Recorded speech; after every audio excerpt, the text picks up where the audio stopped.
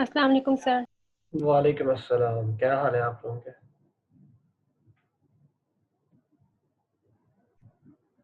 अल्हम्दुलिल्लाह सर। हाँ जी, बस ये लोग आ जाएं तो फिर स्टार्ट करते हैं। अभी 14।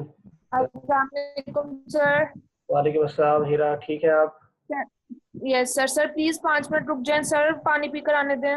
जी जी, आराम से पानी पी सर, के आ जाएं, 5 मिनट हो ही जाएंगे, अभी अभी लोग आ क्लास रहे हैं। खत्म हुई है सर, अभी क्लास खत्म हुई है, 5 मिनट हुए हैं अस्सलाम बस। वालेकुम सर। वालेकुम अस्सलाम वरहमतुल्लाह सर आप वबरकातुहू। ठीक हैं? अल्लाह का शुक्र है, अल्लाह का शुक्र है।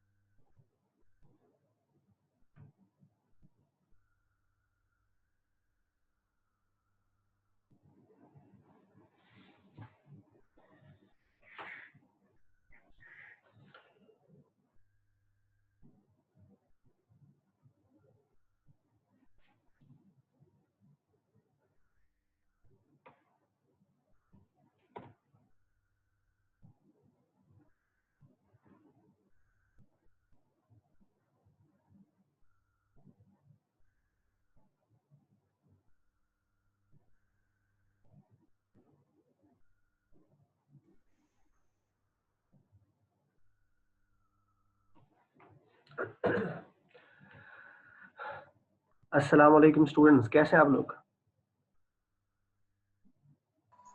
वालेकुम अस्सलाम, वालेकुम वालेकुम अस्सलाम अस्सलाम सर। वरहमतुल्लाह। सर।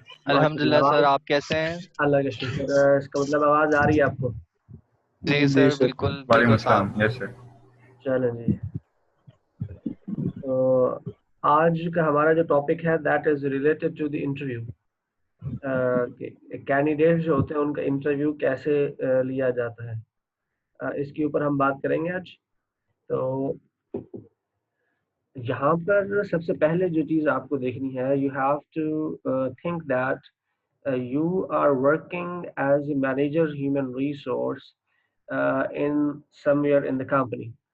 तो जब तक आप इस लेक्चर को ये सोच के नहीं पढ़ेंगे कि you are the HR professionals and you are going to take the interview of the candidates who have been applying in your company, तो उस वक्त तक आप इसको अंडरस्टैंड नहीं कर पाएंगे। तो सबसे पहले you have to understand that you are the HR professional, you are the human resource manager, and you want to take the interview of the candidates. अब जब आप कैंडिडेट्स का इंटरव्यू लेने के लिए जाएंगे तो what are the methodologies, what are the questions, what are the important elements you have to you have to see, and the other thing is what are the preparation for the interview you have to be done. तो आप जब तक ये सारी चीजें नहीं करेंगे उस वक्त तक आप एक अच्छा इंटरव्यू नहीं ले सकते। तो here you are not the candidates for going for the interview. आप इस लेक्चर के लिए जरूरी ये है कि you are the human resource manager और the human resource professional for taking the interview of the candidates जो कि आपकी कंपनी में अप्लाई कर रहे हैं। तो प्लीज अंडरस्टैंड दिस। तो इसको लेक्चर को लेने से पहले आपको जो है जो चीज देखनी है that is the important thing is consider yourself as the manager human resource.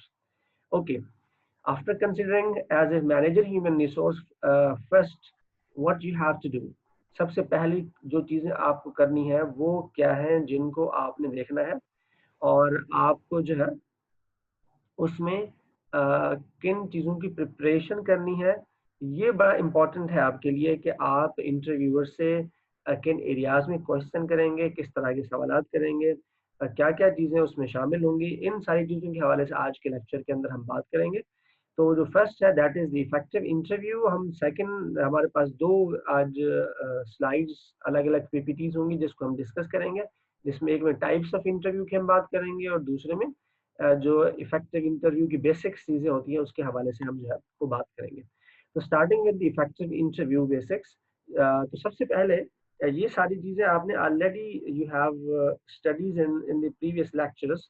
तो सबसे पहले हमने जो है जब भी इंटरव्यू लेने के लिए जा रहे होते हैं तो you have to have the preparation about all these four things. Number one, the what is the job description of that specific job title from where you are going to take an interview. यानी जिस candidates का आप interview लेने के लिए जा रहे हैं वो जिस पोजीशन के लिए उसने अप्लाई किया है उस पोजीशन से related you have to evaluate, you have to see, you have to overview, you have to review the job description जो कि आपने एड के अंदर ऑलरेडी दी हुई होगी। हो सकता है कि उसमें डिटेल ना दी हुई हो, लेकिन you have to review the detailed job description before going to take the interview. And the second important thing, that is the job specification. You should know what are the requirements of the job. तो ये कुछ चीजें ऐसी हैं जो कि आपको जो है याद होनी चाहिए। मेरा ख्याल में मैंने रिकॉर्डिंग ऑन नहीं किया तो मैं पहले रिकॉर्डिंग ऑन करता। रिकॉर्डिंग ऑन है क्या? Yes sir. Recording Yes, sir, on है। ठीक है जी। तो हम जॉब स्पेसिफिकेशन की जो है वो हम बात कर रहे हैं। तो जॉब स्पेसिफिकेशन का जो है वो the requirement of the current job जो है वो हम उसके ऊपर बात कर रहे हैं। रिक्वायरमेंट में क्या होगा, what is the qualification, what is the certification, what are the certifications, और उसका जॉब एक्सपीरियंस कितना है, उसकी स्किल्स कितनी है। इन सारी चीज़ों के हवाले से आपको जो है नॉलेज होनी चाहिए और आप उसको भी रिव्यू कर लें जो आपके पास ऑलरेडी अवेलेबल होगी। उसको रिव्यू करेंगे तो आपको अंदाजा होगा कि हम किस तरह के कैंडिडेट्स को जो है वो इंटरव्यू करने के लिए जा रहे हैं और उसकी जॉब रिक्वायरमेंट क्या है। ऐसा ना हो कि आप जॉब स्पेसिफिकेशन को भूल जाएं और वैसे बाकी चीजों को देखते रहें। तो it is very important to know the job description and job specification, and the candidates should be hired based on these two important areas कि वो job description जो task आपके पास available है उन टास्क को कंप्लीट करता हो, उन टास्क को उसे करना आता हो, और दूसरा यह है कि जो उसकी प्री रिक्विजिट है उसकी जॉब की, जिसमें क्वालिफिकेशन है, एक्सपीरियंस है, सर्टिफिकेशंस हैं, या और उसके अलावा उसकी पर्सनैलिटी है या बाकी चीज़ें जो भी रिक्वायरमेंट है, वो जो है वो आपको पता होना चाहिए। Then we have the job evaluation. Job evaluation mean you know the worth of the job. ये जो जॉब है उसकी वर्थ कितना है, यानी आपको सैलरी रेंज और उसके अदर बेनिफिट्स जो है उसके बारे में कंप्लीट डिटेल मालूम होनी चाहिए। तो उसके इम्पोर्टेंट पॉइंट जो है वो आपको पता होने चाहिए जॉब इवैल्यूएशन के लिए कि किन बेसिस पे असल में वो क्या इम्पोर्टेंट पॉइंट है जिसकी बेसिस पर हम इसकी जो सैलरी है वो दे रहे हैं, और वो सैलरी रेंज क्या है, उसके अंदर अदर बेनिफिट्स जो है वो क्या है। तो इन चीज़ों की प्रिपरेशन आपने पहले से ही करके जानी है, आपको पता होना चाहिए, या आपके पास किसी एक पेज के ऊपर ये सारी चीज़ें लिखी हुई होनी चाहिए। But before going to the interview आपको इस पूरे को जो है वो तैयार करना है, इस पूरे को आपने देखना है, उसको रिव्यू करना है, और फिर आपने आगे जो है वो तैयारी करनी है। तो जब तक आप इसको रिव्यू नहीं करेंगे, इसको देखेंगे नहीं, इसकी तैयारी नहीं करेंगे, आप प्रॉपर इंटरव्यू जो है वो नहीं ले पाएंगे। तो जिसको हम इफेक्टिव इंटरव्यू कह रहे हैं उसके लिए जरूरी यह है कि these 3-4 areas should be reviewed by the interviewer। तो अभी आपको अगर कोई क्वेश्चन है इस इनमें से किसी उसके ऊपर कुछ आप ऐड करना चाहें तो आप ऐड कर सकते हैं, फिर हम आगे बढ़ेंगे। If you have any question, then you can ask. If you want to add something, you can add.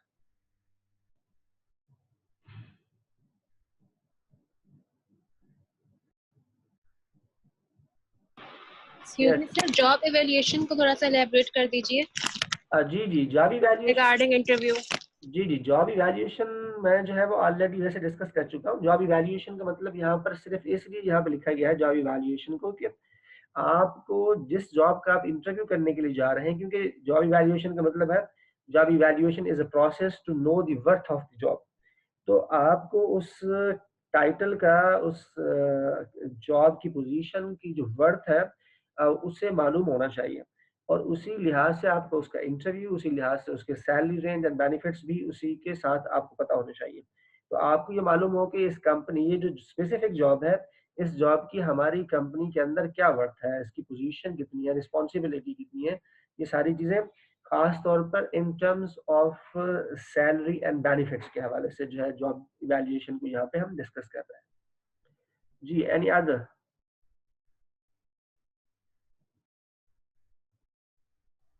Sir hello sir. जी सर जॉब इंटरव्यू जो है वो बेसिकली तो एचआर लेते हैं, लेकिन किसी किसी कंपनी में इंटरव्यू जो है डायरेक्टली मैनेजर भी जॉब इंटरव्यू ले लेते हैं कैंडिडेट्स के, और फिर वो अगर आप एचआर की फैसिलिटीज नहीं होती है, आप एचआर होते हैं, लेकिन मोस्टली जो अगर प्रोडक्शन के से इंटरव्यू रिलेटेड है तो डायरेक्ट मैनेजर इंटरव्यू ले लेता है टेक्निकल साइड पे, फील्ड साइड पे, और फिर वो बता देता है, ऊपर इन्फॉर्म कर देता है मैंने इंटरव्यू लिया, ये बंदा है और ये कैंडिडेट है। इस तरह भी होता है सर? जी बिल्कुल ऐसा होता है कंपनीज के अंदर कि ये हमारे पास जो नेक्स्ट पीपीटी है उसके अंदर ये सारी चीजें डिस्कस होंगी कि जो इंटरव्यू होते हैं वो उनमें कौन कौन से लोग शामिल होते हैं, और इंटरव्यू जो है उसमें लाइन मैनेजर की क्या पार्टिसिपेशन होती है, एचआर वालों की क्या पार्टिसिपेशन होती है, और अगर कोई हेड ऑफ द डिपार्टमेंट है तो उसकी क्या पार्टिसिपेशन होती है। तो ओवरऑल ये सारे लोग मिलकर इसे कर रहे होते हैं, लेकिन बाज़ दफ़ा जो ओरिजिनेशन है या initial interview start with the line manager, यानी जो कि आपका एचओडी है वो इंटरव्यू करता है, then they send their CV to the HR department. But it depends कि आप वो पोजीशन किस लेवल की है। अगर कोई अच्छी और बड़ी पोजीशन है या बहुत सारे बल्क में आप चीजों को, लोगों को ले रहे हैं, तो then the proper criteria, the proper process should be involved। तो अगर कोई एक आदमी की पोजीशन होती है ना, तो उसके लिए फिर जो मैनेजर होता है उसको ये अथॉरिटी कंपनी में दे देते हैं कि आप इसका इंटरव्यू करके, अगर आप किसी को समझते हैं अच्छा कैंडिडेट है तो उसको जो है वो इंटरव्यू करके एचआर वालों के पास भेज देते हैं। एचआर वाले मजीद फर्दर अपने तमाम प्रोसीजर्स की रिक्वायरमेंट्स और अपनी उनकी जॉब ऑर्गेनाइजेशन फिट को चेक करने के बाद उसे रख लेते हैं। दूसरा तरीका ये है कि they request to the HR professionals कि उनके पास ये पोजीशन हमारे पास जो है वो खाली है, इसको फिल करने के लिए हमें कैंडिडेट्स की रिक्वायरमेंट है। Then initially HR professional shortlist all the candidates और उसका इनिशियल इंटरव्यू अगर वो चाहें तो वो कर सकते हैं। Otherwise they send the CV to the head of the department, they will take the interview, and finally if they understand and they know the candidates having the worth to join the organization, then they send the CV to the human resource department. तो ये इस तरह का कुछ है, लेकिन we will discuss in detail in the next PPT. Okay, any other question?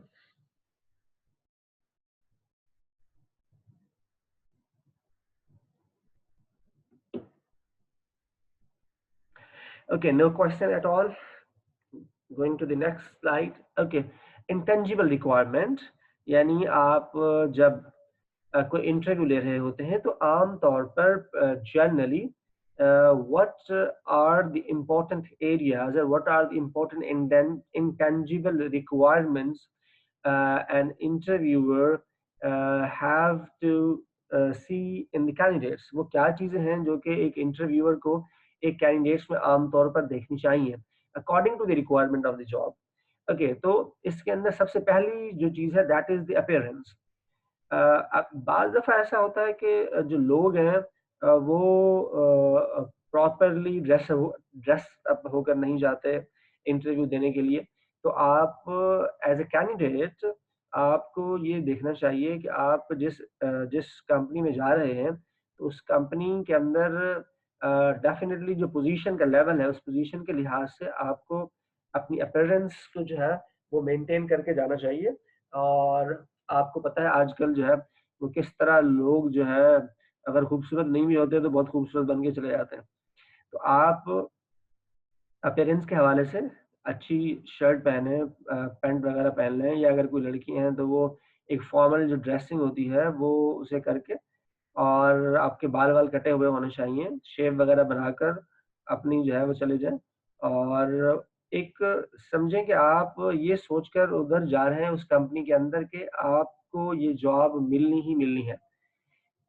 In terms of the interviewer, अगर आप इंटरव्यूअर की बात करेंगे तो इंटरव्यूअर जो है उसको चाहिए कि वो उसकी अपीयरेंस को देखे, क्या उसकी appearance according to the requirement of the job मौजूद है, क्या वो प्रॉपर ड्रेसअप हो सकता है, क्या उसको जो ड्रेसिंग है उसकी सेंस है। इन सारी चीज़ों को देखते हुए वो जो है इस चीज़ को भी इवैल्यूएट करना चाहिए। ये उसकी कंसिडरेशन में होना चाहिए कि अपीयरेंस भी जो है is one of the area जिसको उन्होंने देखना है। Second is the attitude. बाज़ लोग बहुत पॉजिटिव एटीट्यूड के मालिक होते हैं और बाज़ लोग बहुत नेगेटिव एटीट्यूड के मालिक होते हैं। तो आपने ये देखना है कि वो उसका जो एटीट्यूड है तो वो attitude is according to the need of the job, according to the organisation culture और नॉट। तो आपने उस इंडिविजुअल कैंडिडेट्स का जो एटीट्यूड होता है उस एटीट्यूड को भी चेक करना बहुत ज़रूरी है।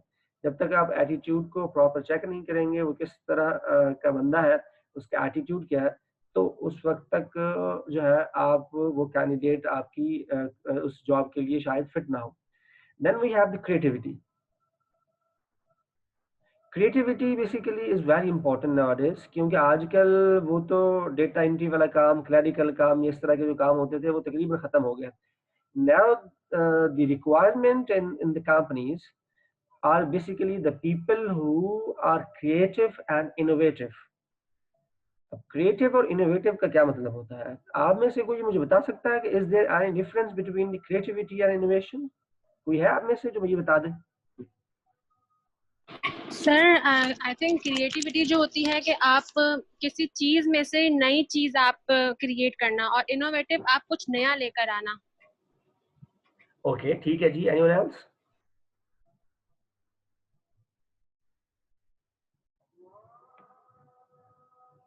जी, किसी और का कोई? कमेंट।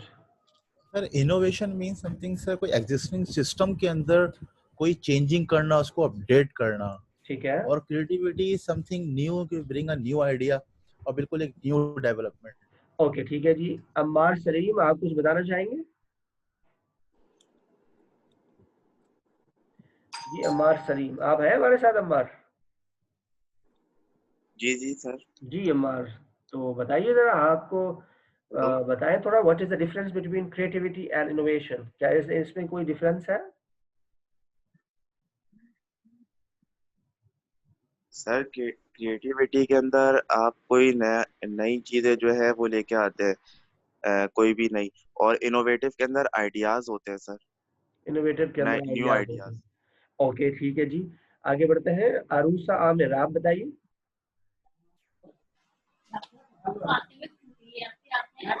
अरूसा अरूसा आमिर, जी सर। जी बताइए, what is the difference between creativity and innovation?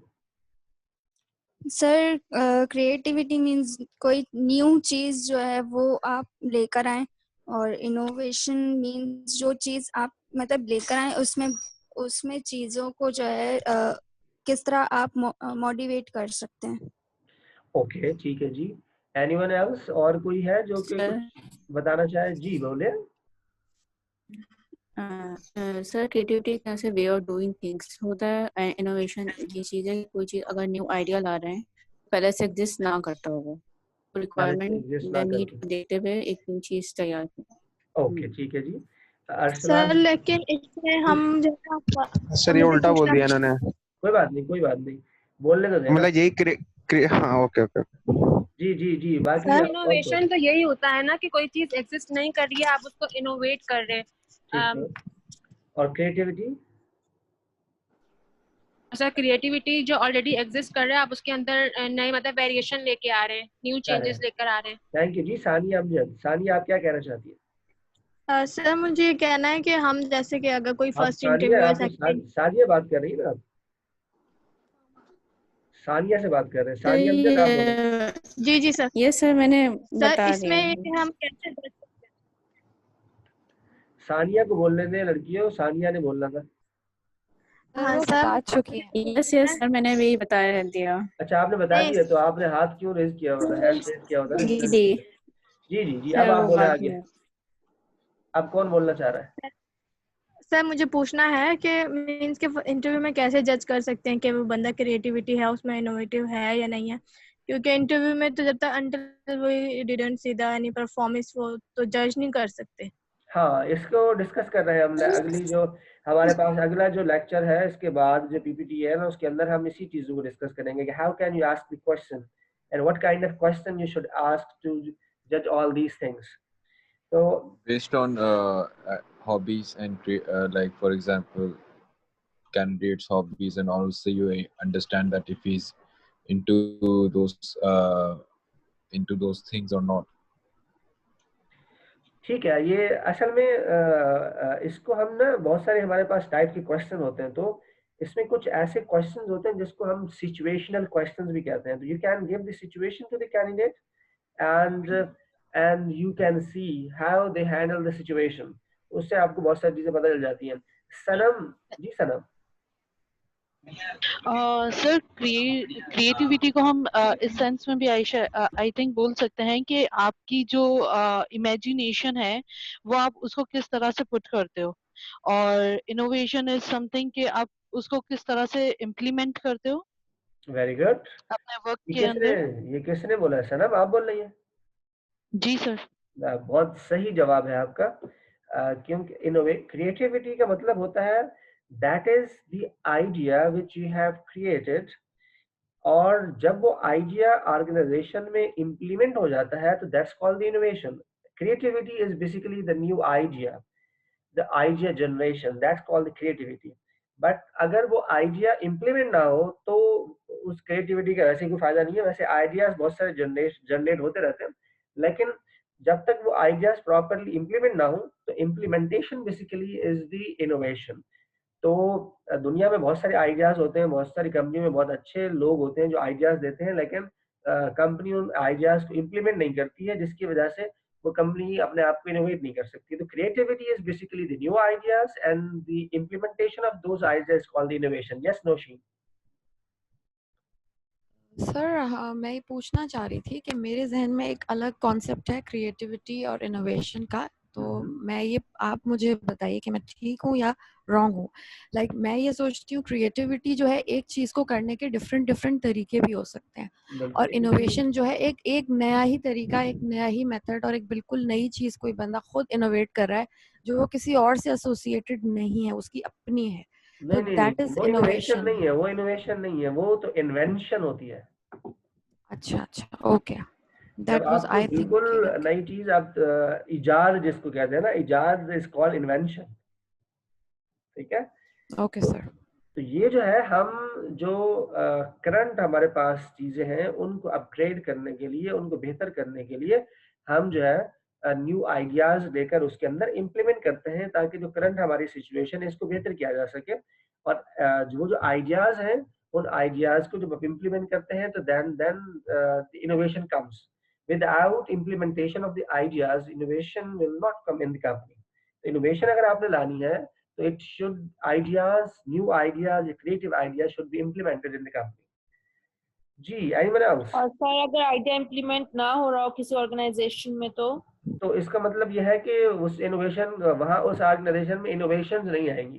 Creative हो सकता है कि बहुत क्रिएटिव लोग हों वहाँ पर काम करते हों, बट सिर्फ क्रिएटिव लोगों के काम करने से या आइडियाज आने से कोई फायदा नहीं होने वाला जब तक कि उन आइडियाज को कंपनी इम्प्लीमेंट नहीं करेगी। यही चीज जो है शायद ओवरऑल पाकिस्तान का मसला है कि शायद यहाँ पे लोग सोचने वाले तो बहुत अच्छे हैं, लेकिन उन सोचों को इम्प्लीमेंट करने वाले जो है उनकी तादाद बहुत कम है, और लोग ये समझते हैं शायद कि ये लोग जो है ऐसे बेकार हैं, इनका कोई फायदा नहीं है इनके इनोवेशन और क्रिएटिविटी का। भारत तो इसका मतलब यह है कि अगर कोई कंपनी आइडियाज को इम्प्लीमेंट नहीं करती है तो वो कंपनी जो है मार्केट में कंपेटिटिव एज कम से कम हासिल नहीं कर सकती। शॉर्ट टर्म में शायद कर ले, लेकिन लॉन्ग टर्म में it will very difficult for the company to get the competitive advantage, to grow the company, to expand the company. It will be very difficult for that company. जी, और कोई कुछ कह रहा था या कोई कुछ कहना चाह रहा है? ओके, कोई सर हमारे सर जी, मैं जी, कहना चाह रही थी आइडियाज को रिकग्निशन भी नहीं मिलती बाज़ औक़ात हमारे अपर लेवल पर, जो हमारे सीनियर मैनेजमेंट होती है, या तो आइडियाज चीट हो जाते हैं ऑर्गेनाइजेशन में, किसी का आइडिया किसी ने ले लिया, या फिर हम इतना लाइमलाइट में नहीं आ पाते, बायसनेस होती है कुछ अपर स्टाफ में, डेफिनेटली फेवरिज्म भी होता है। आमतौर पर पहली जो आपकी बात है ना वो काफी हद तक ठीक है कि आप जो आइडिया अपने मैनेजर्स को देते हैं, आमतौर पर जो मैनेजर्स हैं वो चीट करते हैं। वो आपको तो ये बोल देंगे ये बहुत ही बेकार चीजें आप लेकर आए हैं हमारे पास, और आप पता नहीं क्या सोचते रहते हैं, ये बिल्कुल बेकार आइडिया। तो आपको ऐसे वो कर देंगे कि आप बोलेंगे यार मैं शायद कोई वाकई में तो कोई खराब सर वो चीज फिर लेकर आया। इम्प्लीमेंट भी कर देंगे उसको, लेकिन आपके हाँ, नाम से फिर वो इम्प्लीमेंट नहीं होगा, वो क्रेडिट खुद ले लेते हैं। डेफिनेटली फिर वही चीज वो आगे जाकर टॉप मैनेजमेंट में पुट करते हैं, वहां से अप्रूवल लेते हैं और उसको इम्प्लीमेंट करा देते हैं, and the credit goes to the managers not the employee. तो ये होता है, डेफिनेटली ऐसा भी होता है, लेकिन सब मैनेजर्स ऐसे नहीं होते। कुछ अच्छे भी लोग होते हैं जो आपको आगे भी लेकर आते हैं कि ये जो है आइडिया सर ये ऐसा बड़ा पाकिस्तान में ही होता है या आकर दूसरी कंट्रीज में भी ऐसा होता है, या सिर्फ यहीं पर ऐसा ज्यादा होता है? पॉलिटिक्स तो दुनिया ऑर्गेनाइजेशन पॉलिटिक्स तो दुनिया में हर जगह पर होती है, लेकिन हमारे यहाँ जरा एथिकल मसाइल ज्यादा है। बाहर के कंट्री में एथिकल मसाइल थोड़े हमारे से कम है, लेकिन प्रॉब्लम तो हर जगह पर है। ऐसा नहीं है कि वो बहुत ही दूध के धुला है और हमारे यहाँ बहुत ज्यादा मसला है, लेकिन वहाँ कम है मसाइल, हमारे यहाँ ज्यादा मसले हैं। हमारे यहाँ तो एथिक्स है ही नहीं ना, तो लोग ये कहते हैं कि बस फायदा उठाना चाहिए जिस तरह भी हो सके। ये है मसला, बिल्कुल नौशीन। आगे बढ़ते हैं मेरे ख्याल में सेल्फ कॉन्फिडेंस। आपने ये देखना है कि जो जिस पोजीशन के लिए आप बंदे को ला रहे हैं उस पोजीशन के लिए सेल्फ कॉन्फिडेंस की रिक्वायरमेंट कितनी है, और वो बंदे के अंदर सेल्फ कॉन्फिडेंस जो है वो है कितना। अब आप सेल्फ कॉन्फिडेंस को चेक कैसे कर सकते हैं, उसके लिए क्या क्वेश्चंस होंगे, ये सारी चीजें भी आपने पहले से प्रिपेयर करनी है कि आपको किसी के सेल्फ कॉन्फिडेंस को चेक करने के लिए what type of question you should ask. आप उसे देखकर उसका कॉन्फिडेंस का जज करेंगे, यानी कोई आपके पास साइकोलॉजिस्ट बैठा हुआ होगा जो उसकी जो है एक्टिविटी को नोट करेगा और उसकी बेस पर उसका कॉन्फिडेंस जो है आप जज करेंगे, या आप ये देखेंगे कि वो जो वर्ड उसके मुंह से निकल रहे हैं वो कितना उनके अंदर जो है ठहराव है और किस तरह वो बात कर रहा है, उसकी बेस पे आप करेंगे, या कोई क्वेश्चन पूछ के जो है आप उसका कॉन्फिडेंस को जज करेंगे। इट डिपेंड्स ऑन यू किस तरह आप इसको लेके सेट कर सकते हैं। Then we have a temperament. Temperament is also very important. Temperament में यह है कि आप ऐसे सवाल पूछ सकते हैं जिससे उनको उनके गुस्से को चेक किया जाए, कि वो लोग जो है गुस्सा ना करना शुरू कर दें। मतलब आप ऐसा भी सवाल पूछ सकते हैं कि यार आपने ये पूरा एमबीए किया है या कुछ किया है तो आप ने कुछ पढ़ा नहीं, आपको तो कुछ भी नहीं आता, आपने पूरा 4-5 साल ऐसे ज़ाय किए आपने। इस तरह के सवाल, या इस पे भी ना वो गुस्सा करे तो आप फिर और मजीद इससे थोड़े से हार्श क्वेश्चन पूछने शुरू कर देते हैं। लेकिन ये सिर्फ उस वक्त होता है जब आप बिल्कुल किसी कैंडिडेट को फाइनल कर चुके होते हैं। आप समझते हैं कि अब तमाम चीज़ों में वो फाइनल है, ओके, अब जिस चीज़ को मुझे चेक करना है वो इसका टेम्परामेंट है, कि ऐसा तो नहीं है कि ये बहुत जल्दी गुस्सा कर लेता है और मसाइल को हल करने की बजाय मसाइल को जो है और ख़राब कर देता है। Then we have the personality. अब पर्सनैलिटी आपने देखनी है, आपको पता है पर्सनैलिटी की डिफरेंट टाइप्स होती हैं। एक्सट्रोवर्ट होते हैं, इंट्रोवर्ट होते हैं, जिसमें एक MBTI एक मॉडल है, हार्लाइन मॉडल है, डिफरेंट टाइप्स के मॉडल्स हैं। तो आप उनमें से ये देखना है कि इस बंदे की जो पर्सनैलिटी है वो किस टाइप की है, और क्या ये पर्सनैलिटी जो है is adjustable in the company और एडजस्टेबल फॉर द जॉब, और it is the personality is suitable for the job. जैसे कि ये कहते हैं कि अगर कोई फाइनेंस में हो तो उसके अंदर जो बंदा बैठा होना चाहिए इट शुड बी इंट्रोवर्ट, अगर कोई मार्केटिंग में बंदा होना चाहिए तो एक्सट्रोवर्ट होना चाहिए। तो इस तरह की जो पर्सनालिटी है, इसके टेस्ट भी होते हैं पर्सनालिटीज के, उन टेस्ट के थ्रू भी आप ये चेक कर सकते हैं कि इसकी पर्सनालिटी जो है वो किस टाइप की है, ये इंट्रोवर्ट है, ये एक्सट्रोवर्ट है, या और भी डिफरेंट टाइप्स की जो पर्सनालिटीज होती हैं वो। और फिर ये भी है कि वो जो पर्सनालिटी है उस पर्सनालिटी के साथ कौन कौन सी ऐसी जॉब्स हैं जो सूट करती हैं उसको। तो ये सारी चीज़ें भी आप जो है इसके अंदर देख सकते हैं। यस, अब आपके कोई सवाल हो, कुछ आप शेयर करना चाहें तो इस स्लाइड पे शेयर करें, फिर हम आगे बढ़ते हैं।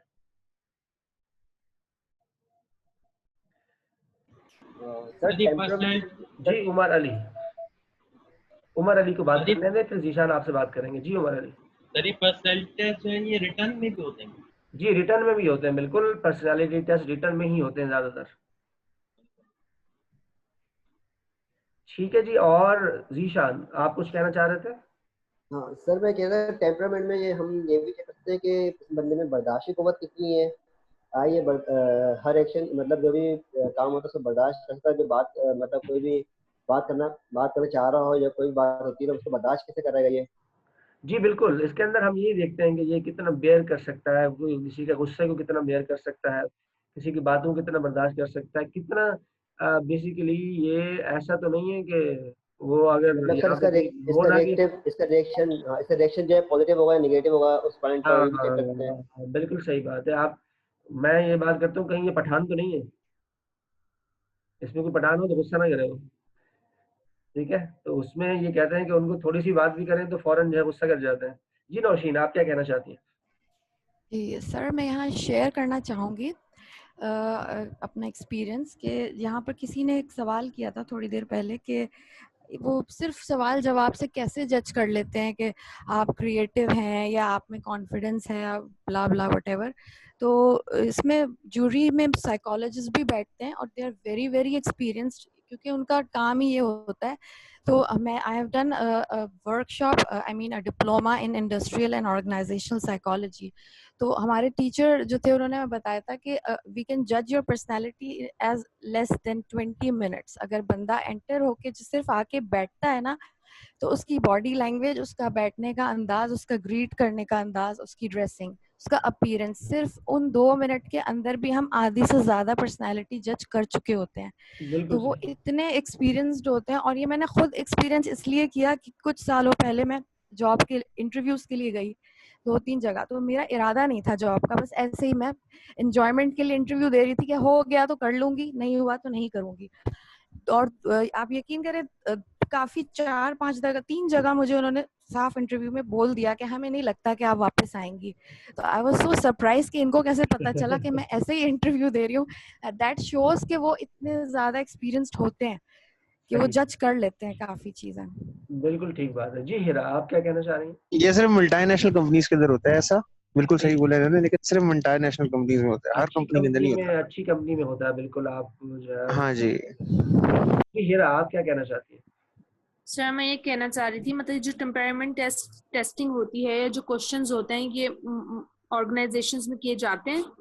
मतलब देखा नहीं गया इतना कि ये किए जाते हैं उस तरह के क्वेश्चंस के आपका मतलब बियरिंग लेवल बंदे का चेक किया जा सके कि कितना इसमें बर्दाश्त है। वो आपको वैसे हीरा, आपको ये बोलेंगे थोड़ी कि हम ये सवाल जो पूछ रहे हैं ये आपकी एटीट्यूड को चेक करने के लिए पूछ सर रहे हैं। तो नहीं एटीट्यूड नहीं, मतलब पता चल ही जाता है सर कि मतलब इस तरह के कोई क्वेश्चंस हो तो। हाँ, डेफिनेटली होते हैं क्वेश्चंस, लेकिन ये डिपेंड करता है, जैसे अभी फराज ने बोला है कि किस ऑर्गेनाइजेशन में आप इंटरव्यू देने के लिए जा रहे हैं। अब बाज़ लोगों को तो क्या बोलते हैं, इंटरव्यू लेने की तमीज़ भी नहीं होती, वो तो जाते ही जो है वो कैंडिडेट्स को ऐसा सीधा कर देते हैं कि इतने सवाल पूछते हैं उल्टे सीधे कि वो बेचारा आने से पहले ही परेशान हो जाए कि ये मैं किस ऑर्गेनाइजेशन में आ गया, ये मुसीबत, मुझे तो कुछ भी नहीं आता।